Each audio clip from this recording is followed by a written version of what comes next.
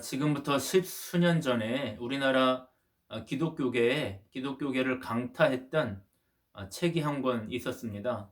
그것은 티모시 프릭과 피터 캔디라는 사람이 쓴 예수는 신화다.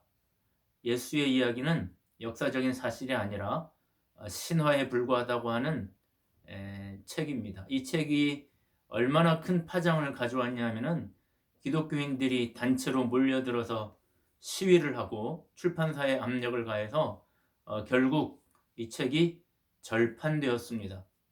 강제로 절판이 된 것이죠. 저는 그 당시 그 논란을 보면서 기독교인들이 물리력을 동원해서 출판사에 압력을 가해서 절판을 시킬 것이 아니라 치열하게 논쟁해서 또 논리로 반박하고 하는 그런 과정이 있었으면 얼마나 좋았을까 하는 생각을 했었습니다. 왜냐하면은 그런 종류의 책들은 물리력으로 막는다고 해가지고 막아지는 게 아닙니다. 그런 종류의 책들은 지금 이 순간에도 어디에선가 계속해서 우후죽순처럼 만들어질 가능성이 있기 때문입니다. 그 책의 문제가 뭐였는가? 그 요지가 뭐였냐면은 다름 아닌 예수는 역사적인 사건이 아니고 신화들을 모아서 고대 근동 지방에 있는 신화들을 모아가지고 짜집게 한 것에 불과하다라는 주장 때문이었습니다. 그 책의 일부가 이런 겁니다. 이집트에 전해져 내려오는 신화 중에 오시리스 디오니소스 신화가 있습니다. 내용이 이런 겁니다.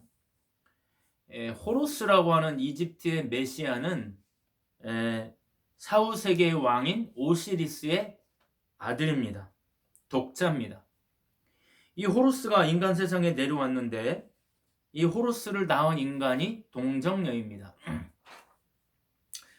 호루스는 강에서 세례를 주던 아놉에게 세례를 받고 이 아놉은 나중에 참수를 당해서 죽습니다. 신의 아들 호루스는 광야에서 시험을 받고 병자를 치유하고 소경의 눈을 뜨게 해줍니다. 죽은 자를 살리기도 하고 물 위를 걷기도 합니다.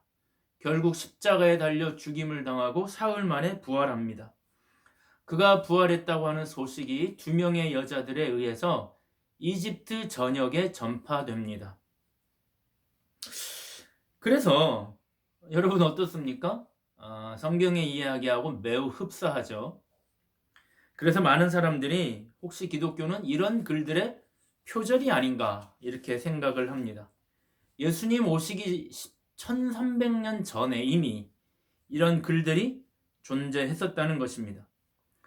고대 근동 지방의 이야기들, 바빌론 문서나 이런 데 보면은 노아의 홍수 사건이나 창조 이야기, 바벨탑 이야기 이런 것들이 나옵니다. 그래서 기독교는 허구가 아닐까 그런 생각이 들기도 하는 것입니다.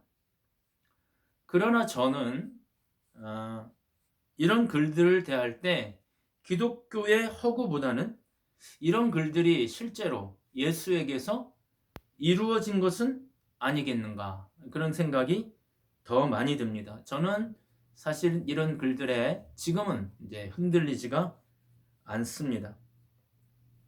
이런 종류의 논쟁이 지금도 여러 곳에서 이루어지고 있고 신학교에서도 치열하게 논쟁이 이루어지고 있는 것이 사실입니다. 오늘은 제가 그것을 논쟁하려고 하는 것은 아닙니다. 그런 많은 설화 또는 신화들에도 불구하고 왜 기독교를 믿어야만 하는가 하는 것을 생각해 보려는 것입니다. 여러분, 기독교는 아주 단순하게 말하면 예수 그리스도를 믿는 종교를 말합니다. 이 호루스를 포함한 고대 신화들의 이야기와 예수님의 이야기의 결정적인 차이가 뭘까? 그것은 다름 아닌 죄에 대한 이야기입니다. 그것은 다름 아닌 죄의 문제입니다. 그 많은 설화들에는 인간의 죄에 대한 이야기가 없습니다. 죄로부터 오는 인간의 고통, 죄로부터 발생한 인간의 고뇌, 그것을 해결하려고 하는 신의 노력, 이런 이야기가 없습니다. 단지 재미있고 신기한 내러티브들, 전설들만 있을 뿐입니다. 그러나 성경에는 예수님이 우리의 죄 때문에, 우리의 죄를 대신해서 십자가를 지셨다고 하는 이야기들로 가득 차 있습니다. 성격이나 본질 자체가 아주 다릅니다. 이것이 왜 중요하냐 하면은 오늘날에도 인간이 돈만 있으면 신의 위치에 오를 만큼의 능력을 발휘합니다. 돈만 있으면 아픈 사람을 고치기도 하고, 돈이 있으면 사랑하는 사람을 얻기도 합니다. 돈이 있으면 물 위를 걷는 정도가 아니라 하늘도 날아다닙니다. 과학기술이 발전하고 돈이 더 많아지면 우리는 더 많은 부분들, 지금의 미개척 분야들을 개척할 수 있을 겁니다. 이것이 돈의 위력입니다. 그러나 돈으로 행복을 살 수는 없습니다. 돈으로 죄를 용서받을 수 없습니다. 돈으로 죄로부터의 해방감을 누릴 수가 없습니다. 갈등하던 인간, 16세기, 17세기에 그렇게 세상의 유흥과 타락을 즐기던 파스칼은 결국 예수 안에서 존재의 해방감을 누렸습니다. 그래서 그 유명한 팡세라는 글을 쓰게 된 것입니다. 우리의 가장 큰 문제는 죄로부터 오는데 돈은 그 죄의 문제를 해결해 주지 못하는 것입니다. 예수님과 똑같은 모습을 하고 예수님과 똑같은 기적을 베풀어도 우리의 죄의 문제를 해결하지 못하면, 우리를 죄로부터 구원할 수 없으면 그분은 메시아가 될 수 없습니다. 기독교의 핵심이 그것입니다. 죄의 문제, 십자가의 문제입니다. 세상의 신들과 세상의 재물과 세상의 권력은 죄를 사하는 권세가 없습니다. 죄로부터 우리를 해방시켜줄 능력이 없는 것입니다. 그것이 오늘 베드로전서 1장 18절 19절 말씀의 요지입니다. 그럼 그 죄의 가장 심각한 문제가 무엇인가? 죄들은 내가 하나님이 될 수 있다고 믿게 합니다. 나의 노력으로, 인간의 힘으로 얼마든지 구원에 이를 수 있다고 생각하게 만듭니다. 모든 생각과 모든 행위, 그것이 만약에 내가 하나님이 될 수 있다고 생각하게 만드는 것들이라면 그것은 엄밀한 의미에서 교만이라고 하는 죄가 됩니다.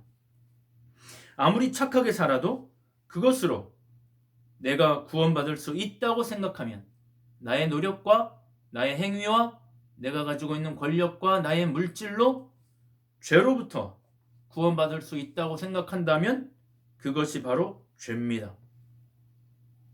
그것이 바로 교만입니다. 예수와 우리의 가장 큰 문제는 바로 이런 문제들입니다. 예수님은 바로 이런 문제들을 해결하신다는 것입니다. 보배로운 예수님의 피가 그렇게 한다는 것입니다. 새해가 시작되고 있습니다.